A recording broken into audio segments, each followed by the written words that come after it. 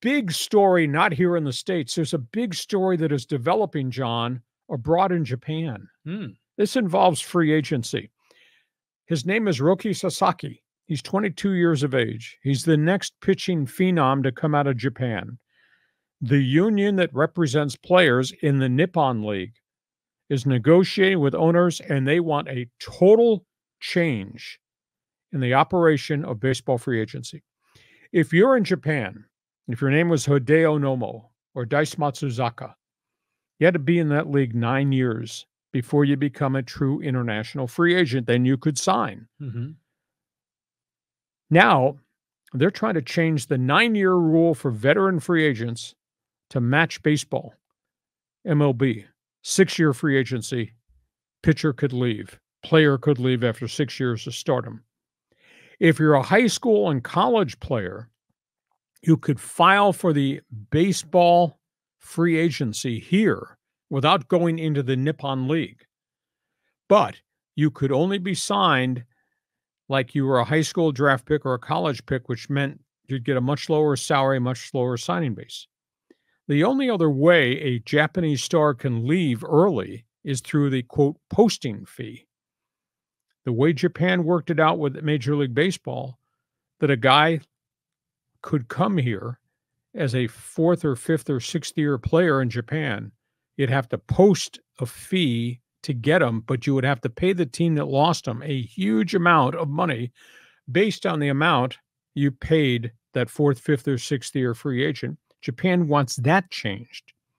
Yamamoto came after 4 great years in Japan to the Dodgers. Dodgers are paid $31 million as a posting fee to the team that lost Yamamoto. Japanese union says that's not fair to these guys. You're limiting all these guys. You're limiting them as a 9-year free agent. You're limiting them as a 18-year-old high school star who wants to come play here. And the posting fee for a Yamamoto star is unfair to the player. So I don't know if there's going to be a player strike. Something is going to change as it relates to Japanese ball. And Roki Sasaki is going to be the Jim Catfish Hunter of Japanese ball. He's the one that they're going to hang the hat on because Catfish, through all the lawsuits, became a free agent with the Oakland Athletics. This is going to happen in Japan. And this window to get more Japanese players here, it's probably going to open up, be very different once they get this deal done with the union. Union's raising a big issue, and Sasaki is going to be the poster boy. This is good. Let's open up the market, free up the market. This sounds like right now it's like a trade war with tariffs and everything, Yes. Just the baseball version of it. So I like this, but imagine, put the shoe on the other foot. So imagine an American soccer star like Christian Pulisic. Imagine if we prevented him from going to play for Bayern Munich or going out to play for Chelsea or wherever he played in Europe. I mean, that would be horribly unfair to Pulisic, and it would be a bad look for the United States.